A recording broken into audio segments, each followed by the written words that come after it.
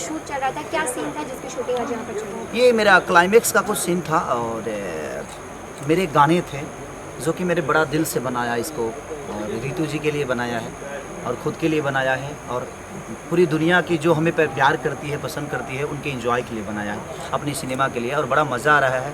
ये पूरी यूनिट हमारी अपनी है और कोशिश रहता है कि हम सबको अपना बना के ही काम करें, और हमेशा ये मेरा उद्देश्य रहा है कि अपनों से दूर नहीं रह सकते। कोरोना काल में हमने ये समझ लिया कि हमारे अपने वही इंडस्ट्री है जिसके बारे में हम कभी गलत भी बोल देते हैं, कभी सही भी बोलते हैं। बट मुझे लगता है कि ये कोरोना काल में समझ में आ गया कि जीवन में प्यार से बढ़कर कुछ नहीं होता है। जब तक जीवन चले, कब कहाँ चीज़ें ख़त्म हो जाएगी शायद किसी को अंदाज़ा नहीं। तो जब तक आप इस दुनिया में रहें, एक दूसरे के प्यार और मोहब्बत में। फिल्म बाप जी में आप किस किरदार को निभा रहे हैं और इस किरदार के लिए क्या कुछ खास तैयारी आपको करने के लिए की गई थी? राइटर प्रोड्यूसर से कोई बात की थी आपको? देखिए, जितने भी सिनेमा बनती है फालतू रोल मुझे ही मिलता है। फालतू मतलब समझ सकते हैं, बना चढ़ लेता जौन मैंने समझ लिया कि गाँव इनके लैंग्वेज में जॉली होगा, हमारे यहाँ छुछुनर बोलते हैं। तो बात ये है कि जब जितना छुछुनरापन होता है, जितने ख़त्म लड़के होते हैं गांव में, जो बिगड़े होते हैं, जो ना बाप का सुनते हैं ना माँ का सुनते हैं, और अपनी जिम्मेदारियों का उनको एहसास ही नहीं होता कि मेरी जिम्मेदारियाँ क्या है। बट कॉन्फिडेंस उनको होता है, बट वो जिम्मेदारियों से भागते रहते हैं। वही एक करैक्टर है। और लेकिन मैं उसके विपरीत हूँ। मैंने बचपन से, मुझे लगता है कि मैं 7 साल के था तब से अपनी जिम्मेदारियों को निभा रहा हूँ। लेकिन मैंने देखा है लोगों को, तो शायद वो मेरे अंदर कूट कूट भरा है कि अपनी जिम्मेदारियों को कैसे नहीं निभाया जाता है। निभाने की तो गुण मेरे अंदर है ही, तभी शायद मुझे लगता है कि मैं 2008 से इकलौता ऑडियो का स्टार हूँ, क्योंकि मैं कभी, लोगों ने मुझे अपने दिल से उतारा ही नहीं। एक साथ गायकी के क्षेत्र में मुझे लगता है कि कोई 4 साल, 3 साल, 2 साल, 5 साल चलता है, लेकिन मैं 2008 से बज ही रहा हूँ। उसका रीज़न यही है कि मुझे पता है कि मेरी ऑडियंस की मानसिकता क्या है और वो क्या चाहती है मेरे से। तो मैं कोशिश करता हूँ कि वो, चाहे वो बुज़ुर्ग हो या चाहे मेरी माँ हो या मेरी बहन हो, मैं हर चीज़ों को गाने की कोशिश करता हूँ ताकि मैं हर आदमी के दिल में रहूँ। खेसारी जी, हाल ही में आपने देखा बीजेपी सांसद और जो अभिनेता हैं रवि किशन जी और जया बच्चन जी में जो मतभेद हुआ, उसके बारे में बताइए, क्या कहना चाहेंगे? जया बच्चन जी ने कहा कि जिस थाली में खाते उसी में आप छेद करते हो, और रवि किशन जी ने कहा सबकी बॉलीवुड है, ऐसा नहीं कि आपका ऐसे बॉलीवुड, हर इंसान का बॉलीवुड है जो काम करते हैं। क्या कहोगे उनके बारे में? उनके देखिए, वो दोनों राजनेता हैं और मैं एक अभिनेता हूँ, उनमें मुझ में फ़र्क है। वो विवादित स्टेज पे है, हम विवादित स्टेज पे नहीं हैं। हम कोरोना काल में लोगों की बातें करें, लोगों की मजबूरी की बातें करें, लोगों की प्रॉब्लम की बातें करें कि अब हम उन दोनों नेताओं के बीच में उलझ जाएं। बट जया जी ने जो भी बोला, वो सीनियर है, हमारी मदर हैं। वो, उनके मन में क्या है बॉलीवुड के प्रति या भोजपुरी के प्रति। बट भाषा कोई बुरा नहीं होता मेरे हिसाब से, हर वो भाषा एक दूसरे की माँ होती है। उनके लिए हो सकता है जो भाषा हमारी गलत हो, बट ऐसा अब जया जी ने मैंने सुना नहीं है, इसलिए मैं कोई टिप्पणी नहीं कर सकता। और ना ही मैंने रवि जी को सुना, क्योंकि मैं लगातार, मुझे लंदन जाना है और उसके बाद लिट्टी चोखा के शूट पे जाना है, तो लगातार मैं और गाने गा रहा हूँ, लगातार अपने म्यूजिक पे बैठ रहा हूँ। तो कभी मुझे इंटरव्यू या कभी मैं कोई विवादित चीज़ सुनने को मिला नहीं। और मैं विवाद से बड़ा अलग रहता हूँ। किसने क्या बोला, नथिंग, मुझे जानना ही नहीं है कि किसने बोला क्या। हाँ, हमारी जनता की बात आती है कि हमारी जनता, हाँ, हमारे समाज की बातें हैं। जिस थाली में खाते हैं हम, तो उस थाली में छेद करते हैं। तो हिंदी से हमारा दूर दूर तक कोई रिश्ता नहीं है। जिस थाली में वो खाते हैं, जिस थाली में कौन छेद करता है, हिंदी से मेरा दूर दूर का कोई रिश्ता ही नहीं है। मेरी माँ मेरी भोजपुरी है, मेरी भाषा, मेरी जान, मेरी ज़िंदगी मेरी भोजपुरी के लोग हैं। तो मैं अभी जहाँ काम कर रहा हूँ वहाँ तो मैं बड़ा कुशल हूँ। अगर जया, उस मदर को क्या लगता है भोजपुरी के बारे में, ये तो मैं कल्पना नहीं कर सकता। उनके विचारधारा है एक भोजपुरी के प्रति, वो हमारे लिए बुरा भी सोचेंगी तो हमारी मदर की तरह है, हमारी माता की तरह है। उनका सम्मान है और शायद उनका जितना अनुभव है, हमारी उम्र भी नहीं हुई, तो मैं कोई टिप्पणी करना नहीं चाहूँगा उनके लिए। नहीं सर, सवाल इसलिए उठ रहा है कि वो भोजपुरी इंडस्ट्री से आते हैं, इसलिए उनको टारगेट किया जा रहा है रवि किशन जी को। आप एक फर्टिनिटी है भोजपुरी के, आप क्या उनके सपोर्ट में? हमारे आदर्श हैं, हमारे पिता की तरह हैं। रवि भैया के शब्दों में जो चीज़ें होती है, हम उनसे हमेशा कुछ ना कुछ सीखते हैं और वो जवाब दे सकते हैं, इसलिए क्योंकि उनका स्टेज है, क्योंकि वो भी राजनेता है, वो भी राजनेता है। तो एक राजनेता का जवाब एक राजनेता देता है तो शायद बेहतर चीज़ें होती है, क्योंकि उनका अपना खुद का एक स्टेज है। हम एक अभिनेता हैं और रवि भैया हमारे स्तंभ हैं। हमारे अगर भोजपुरी के वचन अगर कोई कहे तो हमारे लिए रवि किशन है। चाहे वो, देखिए, किसी पार्टी से हैं, उससे मुझे कोई लेना देना नहीं है, लेकिन उन्होंने भोजपुरी के लिए बहुत कुछ दिया है, बहुत कुछ किया है। हमारे मन में, हमारे दिल में, हमारे भोजपुरी समाज के लिए उनका सम्मान आजीवन रहना चाहिए सबके मन में, और मेरे मन में भी आजीवन वो चीज़ें रहेगी। तो उन्होंने जो भी बोला होगा अपने लेवल से बिल्कुल अच्छा बोला होगा, क्योंकि मुझे लगता है कि वो बहुत सुलझे हुए इंसान हैं, सुलझे हुए एक नेता हैं और सुलझे हुए अभिनेता हैं। उन्होंने संसद भवन में भी भोजपुरी में पहली बार भोजपुरी के लिए सवाल उठाया था, तो मैंने बोला भी था कि पहली बार दिल्ली ऐसे जगह पे और पूरी दुनिया के सामने एक स्पीकर के सामने भोजपुरी की भाषा के लिए 8वीं अनुसूची में ले जाने के लिए रवि भैया ने पहली बार आवाज़ उठाया। वो सुन के बड़ा अच्छा लगा। तो रवि भैया का जो पहल है वो बड़ा काबिलिय तारीफ़ है, और एक नेता के हिसाब से नहीं हूँ, एक समाज सेवी के हिसाब से चीज़ों को कर रहे हैं।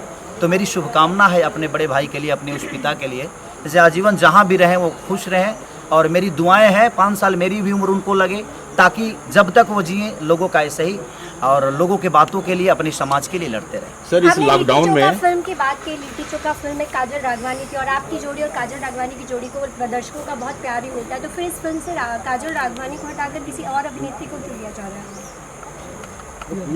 अच्छा देखिए, मैं आपके सवाल को एक जवाब देता हूँ। जब हम किसी के साथ रिपीट काम करते हैं तो भी आपका सवाल होता है कि आप इसी के साथ क्यों करते हैं, इसी के साथ क्यों करते हैं, क्या प्रॉब्लम है, क्या चक्कर है। जब हम किसी को नए को ब्रेक देते हैं तब भी आपका सवाल है जो उसको हटाया क्यों गया। अब बताइए कि हम क्या जवाब दें इसका। अब आपसे मैं पूछ रहा हूँ, तो पहले क्यों, पहले से ही वो न्यू एक्ट्रेस को आप ले सकते थे आपके साथ उस फिल्म में, आपके अपोजिट, लेकिन पहले काजल और फिर रिप्लेस क्यों किया जा रहा है? कौन बोला जो रिप्लेस किया गया? पहले काजल राघवानी, श्रुति राव आई, नाम आया था, अभी भी काजल राघवानी है। श्रुति नहीं है। श्रुति राव मेरे कौन सी सिनेमा में? लिट्टी चोखा में। लिट्टी चोखा में काजल ही है। देखिए, मेरा कहना यहाँ है कि मैं किसी को ना हटाता हूँ और ना ही रखवाता हूँ। मैंने बहुत सारे नए एक्टरों के साथ काम किया है। ये हैं, अभी मैंने मंटुआ के नानी किया, उसमें भी नई तीनों लड़कियाँ नई हैं। प्रॉब्लम ये है, मैं आप सबसे एक बार ये बताना चाहता हूँ। आप लोग को भी एक चीज़ें होती है ना कि जोड़ियाँ क्यों आती हैं। मैं किसी जोड़ी के पक्ष में नहीं हूँ, बट मेरे कहने का मतलब कि मुझे अगर 15 रीटेक देना पड़ता है अपने डांस में ना, तो बड़ा दुख होता है। सर इस लॉकडाउन में अगर कोई अच्छी एक्ट्रेस हमारे साथ अगर एक टेक में हमारा काम कर दे, तो हम कोशिश यही करते हैं कि हमारे साथ वही काम करे। इसलिए कि जब गर्मी होती है, पसीना होता है, पंखा नहीं होता पहाड़ों के बीच में, और हमें तुरंत काम करके निकलना होता है, टाइम कम होता है, क्योंकि हमारी भोजपुरी की बजट से लेकर और हमारी रिकवरी दोनों मायने रखती है, और सबका ख्याल रखना पड़ता है। और एक कोई नई लड़की आती है जिसको डांस भी नहीं आता है, और उसके साथ काम करने के बाद हम 20-20 रीटेक देते हैं, एनर्जी उतनी लगती है। तो जब हम नाचते हैं तो हमें तकलीफ होता है कि हमने गलतियाँ की हैं। तो एक अच्छी एक्ट्रेस को, जिसको देखिए, मैं सबको बोलता हूँ कि आप डांस सीख कर आइए, आप एक्टिंग सीख के आइए और आप अच्छा करिए, हमें कोई दिक्कत नहीं है। अगर आपके अंदर पावर होगा ना, तो आपको प्रमोट की ज़रूरत नहीं है। मेरे कहने का मतलब, प्रमोट की ज़रूरत नहीं है। एक बार पूछ खेसारी के साथ एक सिनेमा करके और लोग बड़े कहीं ना कहीं बड़े लेवल पे हो जाते हैं, लेकिन कोई लोग है कि 10 सिनेमा करने के बाद भी उनका पोजीशन नहीं बनता है। तो क्या करिएगा, उसके लिए ना मैं दोषी हूँ, ना कोई दूसरा दोषी है, ना कोई एक्टर दोषी है। तो देखिए, ये मेरा कॉल नहीं है, डायरेक्टर और प्रोड्यूसर उन्हीं का कॉल है, और नहीं तो शायद रितु सिंह मेरे साथ काम ही नहीं कर पाती। अगर डायरेक्टर और प्रोड्यूसर का कॉल नहीं होता, मेरा ही चलता, तो हर जगह काजल ही होती। ऐसा थोड़ी है, ऐसा नहीं है। जिस सिनेमा का जो रोल होता है, लगता है कि नहीं इसमें हार्डकोर एक्ट है, ये चीज़ें हैं, वो चीज़ें हैं, तो उसके लिए लोग खुद से अपने कंफर्टेबल के लिए कि हमारा काम जल्दी हो जाए, इसलिए बड़े एक्टरों के साथ काम करते हैं। सर इस लॉकडाउन के बाद, इस लॉकडाउन में है, आधा लॉकडाउन चल भी रहा है, और भोजपुरी में ये पहली फिल्म आपकी इस साल की शुरुआत हुई लॉकडाउन के बाद, और इससे लोगों को रोजगार मिल रहा है, लोगों को काम मिल रहा है, और इस कोरोना बीमारी की बिना चिंता किए आप सेट पे हाजिर हैं और शूटिंग कर रहे हैं। और उस कोरोना बीमारी के दौरान आपने अपने घर से निकल के शमशान घाट तक दौड़े, लोगों की हेल्पें की। जो डेथ हुई म्यूजिक डायरेक्टर हमने धनंजय मिश्रा जी की, उनके दाह संस्कार में भी आप बाहर खड़े रहे, और जो आपने यथासंभव हुआ, उचित था, आपने उसकी हेल्प भी की। उसके बारे में आप क्या कहना चाहेंगे, और भी लोगों को बाहर आना चाहिए? हेल्प करने के लिए किसी मिशन की ज़रूरत नहीं होती है। मुझे लगता है कि आपके विचारधारा जरूरी है। जब तक मन में विचारधारा नहीं होगी, आप किसी का मदद नहीं कर सकते। वो आपको मन में पैदा करनी पड़ती है, वो कहीं किसी की माँ के कोख से पैदा नहीं होता है। वो चीज़ें वो आपके खुद के विचारधारा हैं, जो किसकी हेल्प करना है, नहीं करना है। कोरोना काल में मुझे काम इसलिए करना पड़ता है कि सर, मैं किसी को घर में, मैं ये नहीं बोल सकता कि आप अपने घर में रहिए, क्योंकि घर में रहकर लोग भूखे मर जाएं, ये मैं कभी किसी को सलाह नहीं दूंगा। हाँ, आप अपनी सेफ्टी बचाकर अपने जीवन को चलाइए, अपनी बीवी बच्चों को पालिए, और उनको अच्छी शिक्षा दीजिए, कोशिश करिए जी आप जितना लोगों से थोड़ा सा डिस्टेंस बना के रहें और यहाँ पे काम और करें तो यहाँ पे सैनिटाइज काम करके कर सैनिटाइज करके हम काम कर रहे हैं। ऐसा नहीं कि हम खुद को एकदम फ्री करके काम कर रहे हैं, ऐसा नहीं है। क्योंकि हमारे साथ हमारे बहुत लोगों के, मैं 50 लोगों से, 100 लोगों से, 200 लोगों से डेली मिलता हूँ। हो सकता है कि मेरी यूनिटी बड़ी अच्छी है, यूनिटी बोला जाता है, इम्यूनिटी इम्यूनिटी पावर, हाँ Immunity. बोल रहे हैं ना ये लोग, इम्यून सिस्टम स्ट्रांग उनको है। बोलने में 6 महीना लगेगा भाई। इम्यूनिटी इम्यून सिस्टम ये बोल रही है वो। लेकिन इस बीमारी की बिना परवाह किए आप शमशान घाट तक भी पहुंचे। सर एक बात बताएं, तो हाँ। एक बात बताएं, जब पेट की भूख होती है ना तो बीमारी समझ में नहीं आता है। हमारे अंदर भी भूख है और पेट की भूख नहीं, ये जनता का प्यार का भूख है कि शायद मुझे लगता है कि उनके प्यार में मैं हूँ और मैं 2 पैसे ज़्यादा कमाऊँगा तो मैं जितना हो सके अपने लोगों का मदद कर पाऊँ। तो मेरी कोशिश यही है सर, मेरे मरने और जीने का डिसीजन मैं और कोई बीमारी तो नहीं ले सकता। मुझे लगता है कि मेरी जनता का प्यार और आशीर्वाद और उनके हाथ मेरे माथ पे है, तो शायद इस धरती पे कोई रोग मुझे कुछ नहीं बिगाड़ सकता और इन्हीं के साथ मैं अपने जीवन को चलाता क्या हूँ। सरकार खाली बीमारी पे ध्यान दे रही है, लोगों की रोजगार, लोगों की भूख पे ध्यान नहीं दे रही है? सॉरी, आप सरकार की बात ना करें, कलाकार की बात करें। या आप यहाँ कलाकार के पास है, सरकार के पास नहीं है। क्योंकि सरकार क्या कर रही है नहीं कर रही है ये मेरा कॉल है ही नहीं। मेरे जीवन में मेरी अपनों, मेरी भोजपुरी समाज, मेरी जनता, मैं उनके लिए क्या कर रहा हूँ ये मायने रखता है। मैं सरकार से जो मदद कर नहीं रहे हैं, लेता। जो गाना शूट किया हाँ। आपने बताइए वो। जो मैं सरकार से आज तक मदद नहीं मांगा। अगर सरकार ने मेरा मदद किया होता ना तो शायद जिस जगह पे खड़े हैं हमारे, क्या नाम है उनका जो मदद किए थे अभी, सोनू सूद, जिस जगह पे सोनू सूद खड़े थे उस जगह पे खेसारी लाल यादव खड़ा होता अगर सरकार ने मदद किया होता मेरा तो। क्योंकि मैं किसी को कहाँ भेजूं? मैंने 2-2 ट्रेन के 21-21 बोगी बुक करने के बावजूद मैं अपने लोगों को नहीं भेज पाया। उसका रीज़न क्या था? क्योंकि उसके लिए एक परमिशन आपको लेना पड़ता कि आप जिन लोगों को भेज रहे हैं वो कहाँ उतरेंगे, कहाँ जाएंगे। अगर सरकार ने मुझे लेटर दे दिया होता, चाहे वो यूपी सरकार या बिहार सरकार, तो शायद मैं 2 ही ट्रेन नहीं, शायद मैं 40 ट्रेन भेज सकता था। उतनी क्षमता तो हमारी जनता ने हमें दे रखी है। मुझे अपना घर भी बेचकर भेजना पड़ता तो शायद मैं भेज देता, लेकिन मुझे मदद ही सरकार से नहीं मिला। ना महाराष्ट्र सरकार ने मुझे मदद की और ना ही बिहार ने किया और ना ही यूपी ने किया, कहीं के सरकार ने। क्योंकि सर मेरा नेता नहीं, मैं एक कलाकार हूँ और कलाकार की कितनी क्षमता होती है। मैं आपसे लड़ सकता हूँ, आपको जानता हूँ, किसी नेता को नहीं, किसी प्रशासन को नहीं, किसी टेबल पे नहीं जानता मैं किसी को जी कहाँ क्या पास होता है। और कोरोना काल में घर से निकलना कठिन था, मेरे पास उतने भी लोग नहीं हैं कि मैं सबको टेबल पे भेज सकूं। तो उसके लिए बड़े हस्तियों की ज़रूरत होती है और जो हस्तियां सोनू सूद के साथ थी, शायद वो हस्तियां मेरे साथ होती तो खेसारी 2 ट्रेन और 50 बस नहीं भेजता। मुझे लगता है कि 100 बस भेजता मैं और 50 ट्रेन भेजता, लेकिन शायद वो मेरे को मदद नहीं मिली। मैं कहाँ भेजूँ, किसको भेजूँ, कैसे भेजूँ? इस बात का दुख है आपके मन में? बिल्कुल मुझे दुख है इस बात का कि मैं अपने लोगों को मदद नहीं कर पाया। जितनी इंडस्ट्री है मैं कोशिश किया लोगों को जितना पैसा पहुंचा सकता था। बिहार में जो भूखे मर रहे थे उनके लिए मैं कम से कम जितना राशन पहुंचा, वो रांची हो या बिहार हो या यूपी हो, मैंने कोशिश की राशन पहुंचाने की। लेकिन मुझे अगर सरकार से मदद मिला होता तो शायद मैं भी सोनू सूद की तरह कुछ कर सकता था, लेकिन शायद वो मुझे मदद नहीं मिली। इसलिए मैं मजबूर हूँ आज मीडिया के सामने बोल रहा हूँ, इसलिए कि तकलीफ हो रही है मुझे कि मैं वो काम नहीं कर पाया क्योंकि मुझे मदद ही नहीं मिली। क्योंकि सिस्टम है, हर जगह एक सिस्टम है और सिस्टम अगर आपके पास है तो शायद आप जीवन में कुछ कर पाओगे। हमें पैसा भगवान ने दिया है, लोगों का प्यार दिया है, पर हमारे पास सिस्टम नहीं है, हमारे पास वो नेता नहीं है, हमारे पास वो व्यवस्था नहीं है। पैसे हो सकता है लोगों के, जनता का चंदा का पैसा मेरे पास है, कोशिश है, ऊर्जा है, मन में श्रद्धा है, पर वो क्षमता नहीं कि मैं किसी दफ्तर में जाकर और पेपर पास करा के और मैं लोगों को भेज सकूं। वो क्षमता मेरे पास सर आने वाले समय में क्या आपका रुख दिल्ली की तरफ हो सकता है? भारत देश की राजधानी पूरी दिल्ली इंडिया की पे तरफ? राज करने की कोशिश कर रहा हूँ। आप दिल्ली से टारगेट करके बैठे। मैं पूरी दुनिया पे राज करने की कोशिश कर रहा हूँ क्योंकि अपने विचारधारा को मैं राम की तरह लेकर चलता हूँ। अगर राम चाहते ना तो शायद हर राजा उनका मदद कर सकता था, लेकिन उन्होंने गरीब और वो दलितों को लेकर चले और अपने साम्राज्य को और सीता को वापस लाए और रावण का संविधान खत्म किए। तो सर आप राम मंदिर के निर्माण के बारे में आखिरी शब्द क्या कहना चाहेंगे? सॉरी, राम जी मेरे भी हैं, आपके भी हैं, उनके भी हैं, पूरी दुनिया के हैं। मंदिर बनना चाहिए और हम भी चाहते हैं कि मंदिर बने और हम उस मंदिर का एक हिस्सा बने। और सरकार को जय श्री राम। चाहेंगे आपके ओवरऑल बाप जी उनको, और ये मेरा कैरेक्टर डॉक्टर का है। और जो छोटा बच्चा जो बचपन से परेशान रहता है, माँ बाप को परेशान करता है, उसको सुधारने का जिम्मा जो होता है ना, वो मेरे ऊपर ही होता है। तो एट लास्ट हमने वो शूट किया क्लाइमेक्स का पार्ट केसारी जी के साथ, एंड गाना शूट किया। या तो वो जो एक सुधरने का जो है, जो पिताजी की मृत्यु के बाद जो एक कमबैक होता है, एक सुधरने का जो मैसेज जा रहा है इस फिल्म से, तो वो ज़्यादा इम्पोर्टेंट रोल हमने प्ले किया। तो रितु जी कितना सुधार पाए आप छिछोरे बच्चे को? हाँ जैसे आपने सुधार है, बताया। हाँ।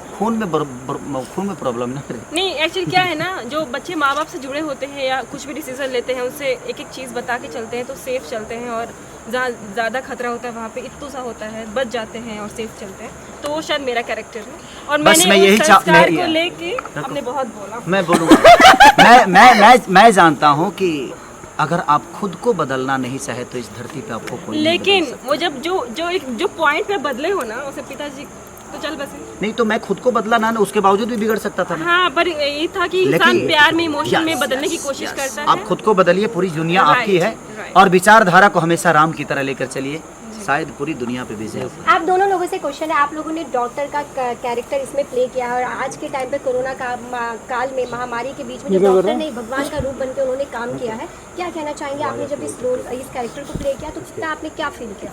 देखिए, मैं बचपन से कहीं ना कहीं बहुत, मतलब मैं भी कोशिश करती हूँ जितनी मेरी भगवान उतना दे तो मैं सबकी हेल्प कर पाऊँ, मेरी कोशिश रहती है, और सबके लिए हम्बल नेचर मतलब है, ब्लड में है। तो एक डॉक्टर, देखते कोरोना काल में डॉक्टर, पुलिस और सारे मतलब जो सरकारी जो गवर्नमेंट कर्मचारी लोग हैं, एक ही सिर्फ डॉक्टर ही नहीं, बट नर्स से लेकर कर्मचारी तक, पुलिस वाले से लेकर हर वो आदमी हमारे लिए बड़े भगवान की तरह खड़ा उतरा है। और मैं ईश्वर से हम लोग यही प्रार्थना करेंगे कि देखिए, हम तो सिर्फ एक कॉस्ट्यूम पे हैं, ये कॉस्ट्यूम पहनना बहुत आसान है मैडम, बट इस कॉस्ट्यूम का दायित्व निभाना बड़ी कष्टदायक है। तो वो डॉक्टर अपने घर से अपने जान की बेपरवाह करके, अपने बच्चों का ना परवाह करके, और पूरी दुनिया की ठीक करने का एक जो बीरा उठाया और सेवा किया, शायद हमारे बस सच में दिल से बहुत दिल से प्रणाम, उनकी दुआएं हमारे लिए, हम उनके लिए दुआएं कर रहे हैं कि ईश्वर उनको इतनी लंबी उम्र दे कि शायद हमारे इंडिया में कोई रोगी ना, पूरे विश्व में कोई रोगी ना बने। बस दिल से डायरेक्टर प्रोड्यूसर के बारे में क्या कहना चाहेंगे? मैं भी डायरेक्टर को गाना करना है, डायरेक्टर प्रोड्यूसर सर पे जिस चढ़ा है फिल्म और वो के लाठी director लेके चढ़ा है, आपका सर फोड़ देगा और मेरा भी फोड़ देगा। देव पांडे जी से प्लीज आइए। हाँ, देव पांडे जी फिल्म के डायरेक्टर हैं, अभी कुछ पलांटी मार और दीजिए। मुझे बहुत अच्छा लगा सर के साथ काम करके। बहुत अच्छा, एक बहुत ही अच्छा कॉन्सेप्ट उन्होंने रेडी किया था, जो कहीं और प्लान था, लेकिन उससे कहीं ज़्यादा बेटर उभर क्या है। जब आप तक सिनेमा तक पहुंचेगा ये मूवी, तो आप देखना और बताना। बट मुझे इनके साथ काम करके अच्छा नहीं लगा। क्यों? अब बताऊं क्या है? क्योंकि बहुत जल्दी खत्म हो गई फिल्म, और लंबा खींचना चाहिए। बहुत ये बड़ी बने शॉर्ट में हम लोग बड़ी जल्दी काम कर लिए ना, क्योंकि ये बड़े अच्छे इंसान हैं और उनके साथ रहने में बड़ा मजा आता है। मतलब पता ही नहीं चला जो कोई डायरेक्टर हमें शूट कर रहा है या कोई कहानी शूट, और लग रहा था जो हम अपने परिवार में एंजॉय करने गए हैं और अपने परिवार के साथ और कोरोना का टाइम नहीं होता तो हम शायद कंप्लीट कर चुके होते मूवी को, लेकिन इत्तेफाक से लॉकडाउन परमिशंस मिले हैं तो सर ने बुलाया हमें और हम यहाँ पर हैं। बस दिल से प्रणाम। और हम लोग का गाना एक्चुअली उधर है, दिल से प्रणाम, सबको प्रणाम। और आप लोग खुश रहें, कोरोना काल में घर से निकलिए, अपने आप को बचा के सैनिटाइज लगाइए, डिस्टेंस मेंटेन कीजिए, मुंह में लगा लीजिएगा, मास्क लगा सब लोग लीजिए, मास्क लगा के ही बाहर निकलिए। ऐसे हाँ ऐसे। खेसारी जी की ये मेरा क्लाइमेक्स का कुछ सीन था, और मेरे गाने थे जो कि मेरे बड़ा दिल से बनाया इसको, और रितु जी के लिए बनाया है और खुद के लिए बनाया है, और पूरी दुनिया की जो हमें प्यार करती है, पसंद करती है, उनके एंजॉय के लिए बनाया है, अपनी सिनेमा के लिए। और बड़ा मज़ा आ रहा है। ये पूरी यूनिट हमारी अपनी है, और कोशिश रहता है कि हम सबको अपना बना के ही काम करें, और हमेशा ये मेरा उद्देश्य रहा है कि अपनों से दूर नहीं रह सकते। कोरोना काल में हमने ये समझ लिया कि हमारे अपने वही इंडस्ट्री है जिसके बारे में हम कभी गलत भी बोल देते हैं, कभी सही भी बोलते हैं। बट मुझे लगता है कि ये कोरोना काल में समझ में आ गया कि जीवन में प्यार से बढ़कर कुछ नहीं होता है। जब तक जीवन चले, कब कहाँ चीज़ें ख़त्म हो जाएगी शायद किसी को अंदाज़ा नहीं। तो जब तक आप इस दुनिया में रहें, एक दूसरे के प्यार और मोहब्बत। फिल्म बाप जी में आप किस किरदार को निभा रहे हैं, और इस किरदार के लिए क्या कुछ खास तैयारी आपको दिया करने के लिए की गई थी? राइटर प्रोड्यूसर से कुछ बात की थी आपको? देखिए, जितनी भी सिनेमा बनती है फालतू रोल मुझे ही मिलता है। फालतू मतलब समझ सकती हैं, बनचड़ लड़का, मैंने समझ लीजिए कि नाम इनके लैंग्वेज में जॉली होगा, हमारे यहाँ छुछुनर बोलते हैं। बात ये है कि जब जितना छुछुनरापन होता है, जितने ख़त्म लड़के होते हैं गांव में, जो बिगड़े होते हैं, जो ना बाप का सुनते हैं ना माँ का सुनते हैं, और अपनी जिम्मेदारियों का उनको एहसास ही नहीं होता कि मेरी जिम्मेदारियां क्या है, बट कॉन्फिडेंस उनको होता है, बट वो जिम्मेदारियों से भागते रहते हैं। वही एक करैक्टर है। और लेकिन मैं उसके विपरीत हूँ। मैंने बचपन से, मुझे लगता है कि मैं 7 साल के था तब से अपनी जिम्मेदारियों को निभा रहा हूँ, लेकिन मैंने देखा है लोगों को, तो शायद वो मेरे अंदर कूट भरा है कि अपनी जिम्मेदारियों को कैसे नहीं निभाया जाता है। निभाने की तो गुण मेरे अंदर है ही, तभी शायद मुझे लगता है कि मैं 2008 से इकलौता ऑडियो का स्टार हूँ, क्योंकि मैं कभी, लोगों ने मुझे अपने दिल से उतारा ही नहीं। एक साथ गायकी के क्षेत्र में मुझे लगता है कि कोई 4 साल, 3 साल, 2 साल, 5 साल चलता है, लेकिन मैं 2008 से बज ही रहा हूँ। उसका रीज़न यही है कि मुझे पता है कि मेरी ऑडियंस की मानसिकता क्या है और वो क्या चाहती है मेरे से। तो मैं कोशिश करता हूँ कि वो, चाहे वो बुज़ुर्ग हो या चाहे मेरी माँ हो या मेरी बहन हो, मैं हर चीज़ों को गाने की कोशिश करता हूँ ताकि मैं हर आदमी के दिल में। खेसारी जी, हाल ही में आपने देखा बीजेपी सांसद और जो अभिनेता हैं रवि किशन जी और जया बच्चन जी में जो मतभेद हुआ, उसके बारे में बताइए, क्या कहना चाहेंगे? जया बच्चन जी ने कहा कि जिस थाली में खाते हो उसी में आप छेद करते हो, और रवि किशन जी ने कहा सबकी बॉलीवुड है, ऐसा नहीं कि आपका ऐसे बॉलीवुड, हर इंसान का बॉलीवुड है जो काम करते हैं। क्या कहूँगी उनके बारे में? उनके देखिए, वो दोनों राजनेता हैं और मैं एक अभिनेता हूँ, उनमें मुझ में फ़र्क है। वो विवादित स्टेज पे है, हम विवादित स्टेज पे नहीं हैं। हम कोरोना काल में लोगों की बातें करें, लोगों की मजबूरी की बातें करें, लोगों की प्रॉब्लम की बातें करें कि अब हम उन दोनों नेताओं के बीच में उलझ जाएं। बट जया जी ने जो भी बोला, वो सीनियर है, हमारी मदर है, वो उनके मन में क्या है बॉलीवुड के प्रति या भोजपुरी के प्रति। बट भाषा कोई बुरा नहीं होता मेरे हिसाब से, हर वो भाषा एक दूसरे की माँ होती है। उनके लिए हो सकता है कि भाषा हमारी गलत हो, बट ऐसा अब जया जी ने, मैंने सुना नहीं है, इसलिए मैं कोई टिप्पणी नहीं कर सकता। और ना ही मैंने रवि जी को सुना, क्योंकि मैं लगातार, मुझे लंदन जाना है और उसके बाद लिट्टी चोखा के शूट पे जाना है, तो लगातार मैं और गाने गा रहा हूँ, लगातार अपने म्यूजिक पे बैठ रहा हूँ, तो कभी मुझे इंटरव्यू या कभी मैं कोई विवादित चीज़ सुनने को मिला नहीं। और मैं विवाद से बड़ा अलग रहता हूँ। किसने क्या बोला, नथिंग, मुझे जानना ही नहीं है कि किसने बोला क्या। हाँ, हमारी जनता की बात आती है कि हमारी जनता, हाँ, हमारे समाज की बातें हैं। जिस थाली में खाते हैं हम, तो उस थाली में छेद करते हैं। तो हिंदी से हमारा दूर दूर का कोई रिश्ता नहीं है। जिस थाली में वो खाते हैं, जिस थाली में कौन छेद करता है, हिंदी से मेरा दूर दूर का कोई रिश्ता ही नहीं है। मेरी माँ मेरी भोजपुरी है, मेरी भाषा, मेरी जान, मेरी ज़िंदगी, मेरी भोजपुरी के लोग हैं। तो मैं अभी जहाँ काम कर रहा हूँ वहाँ तो मैं बड़ा कुशल हूँ। अगर जया, उस मदर को क्या लगता है भोजपुरी के बारे में, ये तो मैं कल्पना नहीं कर सकता। उनके विचारधारा है एक भोजपुरी के प्रति, वो हमारे लिए बुरा भी सोचेंगी तो हमारी मदर की तरह है, हमारी माता की तरह है, उनका सम्मान है। और शायद उनका जितना अनुभव है, हमारी उम्र भी नहीं हुई, तो मैं कोई टिप्पणी करना नहीं चाहूँगा उनके लिए। रवि भैया हमारे आदर्श हैं, हमारे पिता की तरह हैं। रवि भैया के शब्दों में जो चीज़ें होती है, हम उनसे हमेशा कुछ ना कुछ सीखते हैं और वो जवाब दे सकते हैं, इसलिए क्योंकि उनका स्टेज है, क्योंकि वो भी राजनेता हैं, वो भी राजनेता हैं।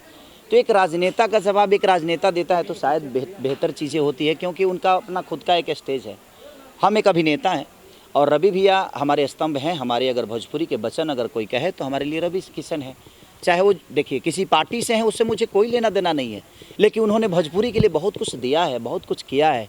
हमारे मन में, हमारे दिल में, हमारे भोजपुरी समाज के लिए उनका सम्मान आजीवन रहना चाहिए सबके मन में, और मेरे मन में भी आजीवन वो चीज़ें रहेगी। तो उन्होंने जो भी बोला होगा अपने लेवल से बिल्कुल अच्छा बोला होगा, क्योंकि मुझे लगता है कि वो बहुत सुलझे हुए इंसान हैं, सुलझे हुए एक नेता हैं और सुलझे हुए अभिनेता हैं। उन्होंने संसद भवन में भी भोजपुरी में पहली बार भोजपुरी के लिए सवाल उठाया था, तो मैंने बोला भी था कि पहली बार दिल्ली ऐसे जगह पे और पूरी दुनिया के सामने एक स्पीकर के सामने भोजपुरी की भाषा के लिए 8वीं अनुसूची में ले जाने के लिए रवि भैया ने पहली बार आवाज़ उठाया। वो सुन के बड़ा अच्छा लगा। तो रवि भैया का जो पहल है वो बड़ा काबिलियत तारीफ़ है, और एक नेता के हिसाब से नहीं हूँ, एक समाज सेवी के हिसाब से चीज़ों को कर रहे हैं। तो मेरी शुभकामना है अपने बड़े भाई के लिए, अपने उस पिता के लिए, जो आजीवन जहाँ भी रहें वो खुश रहें, और मेरी दुआएं हैं 5 साल मेरी भी उम्र उनको लगे, ताकि जब तक वो जिए लोगों का ऐसे ही और लोगों के बातों के लिए, अपने समाज के लिए लड़ते रहें। आपने लिट्टी चोखा फिल्म की बात की। लिट्टी चोखा फिल्म में काजल राघवानी थी और आपकी जोड़ी और काजल राघवानी की जोड़ी को दर्शकों का बहुत प्यार भी मिलता है, तो फिर इस फिल्म से काजल राघवानी को हटाकर किसी और अभिनेत्री को क्यों लिया जा रहा है? अच्छा, देखिए, मैं आपके सवाल को एक जवाब देता हूँ। जब हम किसी के साथ रिपीट काम करते हैं तो भी आपका सवाल होता है कि आप इसी के साथ क्यों करते हैं, इसी के साथ क्यों करते हैं, क्या प्रॉब्लम है, क्या चक्कर है। जब हम किसी को नए को ब्रेक देते हैं तब भी आपका सवाल है कि उसको हटाया क्यों गया। अब बताइए कि हम क्या जवाब दें इसका। अब आपसे मैं पूछ रहा हूँ, तो पहले क्यों, पहले काजल राघवानी, पहले से ही वो न्यू एक्ट्रेस को आप ले सकते थे आपके साथ उस फिल्म में, आपके अपोजिट, लेकिन पहले काजल और फिर रिप्लेस क्यों किया जा रहा है? कौन बोला जो रिप्लेस किया गया है? पहले काजल राघवानी, श्रुति राव है, नाम आया था, अभी भी काजल राघवानी है श्रुति नहीं है। श्रुति राव मेरे। हाँ, कौन सी सिनेमा में? लिट्टी चोखा। लिट्टी चोखा में काजल ही हैं। देखिए, मेरा कहना यहाँ है कि मैं किसी को ना हटाता हूँ और ना ही रखवाता हूँ। मैंने बहुत सारे नए एक्टरों के साथ काम किया है, ये हैं। अभी मैंने मंटुआ के नानी किया, उसमें भी नई तीनों लड़कियाँ नई हैं। प्रॉब्लम ये है, मैं आप सबसे एक बार बात बताना चाहता हूँ। आप लोग को भी एक चीज़ें होती है ना कि जोड़ियाँ क्यों आती हैं। मैं किसी जोड़ी के पक्ष में नहीं हूँ, बट मेरे कहने का मतलब कि मुझे अगर 15 रीटेक देना पड़ता है अपने डांस में ना, तो बड़ा दुख होता है।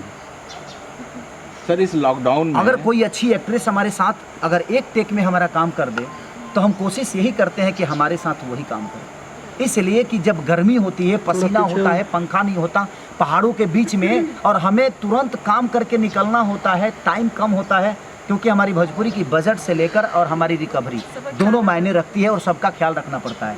और एक कोई नई लड़की आती है जिसको डांस भी नहीं आता है, और उसके साथ काम करने के बाद हम 20-20 रीटेक देते हैं, एनर्जी उतनी लगती है, तो जब हम नाचते हैं तो हमें तकलीफ होता है कि हमने गलतियाँ की हैं। तो एक अच्छी एक्ट्रेस को, जिसको देखिए, मैं सबको बोलता हूँ कि आप डांस सीख कर आइए, आप एक्टिंग सीख के आइए और आप अच्छा करिए, हमें कोई दिक्कत नहीं है। अगर आपके अंदर पावर होगा ना, तो आपको प्रमोट की ज़रूरत नहीं है। मेरे कहने का मतलब, प्रमोट की ज़रूरत नहीं है। एक बार पूछ खेसारी के साथ एक सिनेमा करके और लोग बड़े कहीं ना कहीं बड़े लेवल पे हो जाते हैं, लेकिन कोई जो है कि 10 सिनेमा करने के बाद भी तो क्या करिएगा? उसके लिए ना मैं दोषी हूँ, ना कोई दूसरा दोषी है, ना कोई एक्टर दोषी है। तो देखिए, मेरा कॉल नहीं है, डायरेक्टर और प्रोड्यूसर उन्हीं का कॉल है, और नहीं तो शायद रितु सिंह मेरे साथ काम ही नहीं कर पाती। अगर डायरेक्टर और प्रोड्यूसर का कॉल नहीं होता, मेरा ही चलता, तो हर जगह काजल ही होती। ऐसा थोड़ी है, ऐसा नहीं है। जिस सिनेमा का जो रोल होता है, लगता है कि नहीं इसमें हार्डकोर एक्ट है, ये चीज़ें हैं, वो चीज़ें हैं, तो उसके लिए लोग खुद से अपने कंफर्टेबल के लिए कि हमारा काम जल्दी हो जाए, इसलिए बड़े एक्टरों के साथ काम करते हैं। सर, इस लॉकडाउन के बाद, इस लॉकडाउन में है आधा हेल्प करने के लिए किसी मिशन की ज़रूरत नहीं होती है। मुझे लगता है कि आपके विचारधारा जरूरी है। जब तक मन में विचारधारा नहीं होगी, आप किसी का मदद नहीं कर सकते। वो आपको मन में पैदा करनी पड़ती है, वो कहीं किसी की माँ के कोख से पैदा नहीं होता है। वो चीज़ें वो आपके खुद के विचारधारा हैं, जो किसकी हेल्प करना है, नहीं करना है। कोरोना काल में मुझे काम इसलिए करना पड़ता है कि सर, मैं किसी को घर में, मैं ये नहीं बोल सकता कि आप अपने घर में रहिए, क्योंकि घर में रहकर लोग भूखे मर जाएं, ये मैं कभी किसी को सलाह नहीं दूंगा। हाँ, आप अपनी सेफ्टी बचाकर अपने जीवन को चलाइए, अपनी बीवी बच्चों को पालिए और उनको अच्छी शिक्षा दीजिए। कोशिश करिए जी आप जितना लोगों से थोड़ा सा डिस्टेंस बना के रहें, और यहाँ पे काम करके सैनिटाइज करके हम काम कर रहे हैं। ऐसा नहीं कि हम खुद को एकदम फ्री करके काम कर रहे हैं, ऐसा नहीं है, क्योंकि हमारे साथ हमारे बहुत लोगों के, मैं 50 लोगों से, 100 लोगों से, 200 लोगों से डेली मिलता हूँ। हो सकता है कि मेरी इम्यूनिटी बड़ी अच्छी है, यूनिटी बोला जाता है, इम्यूनिटी पावर। हाँ, इम्यूनिटी बोल रहे हैं ना ये लोग, आपको बोलने में 6 महीना लगेगा भाई। Immunity, immunity power system. लेकिन इस बीमारी की बिना परवाह किए आप शमशान घाट तक भी पहुँचे। सर एक बात बताएं, एक बात बताएं, जब पेट की भूख होती है ना, तो बीमारी समझ में नहीं आता। हमारे अंदर भी भूख है, और पेट की भूख नहीं, ये जनता का प्यार का भूख है। क्या बात है। शायद मुझे लगता है कि उनके प्यार में मैं हूँ, और मैं 2 पैसे ज़्यादा कमाऊँगा तो मैं जितना हो सके अपने लोगों का मदद कर पाऊँगा। तो मेरी कोशिश यही है सर, मेरे मरने और जीने का डिसीजन मैं और कोई बीमारी तो नहीं ले सकता। मुझे लगता है कि मेरी जनता का प्यार और आशीर्वाद और उनके हाथ मेरे माथ पे है, तो शायद इस धरती पे कोई रोग मुझे कुछ नहीं बिगाड़ सकता, और इन्हीं के साथ मैं अपने जीवन को चलाता हूं। क्या सरकार खाली बीमारी पे ध्यान दे रही है, लोगों के रोजगार और लोगों की भूख पे ध्यान नहीं दे रही है? सॉरी, आप सरकार की बात न करें, कलाकार की बात करें। आप यहाँ कलाकार के पास है, सरकार के पास नहीं है, क्योंकि सरकार क्या कर रही है, नहीं कर रही है, ये मेरा कॉल है ही नहीं।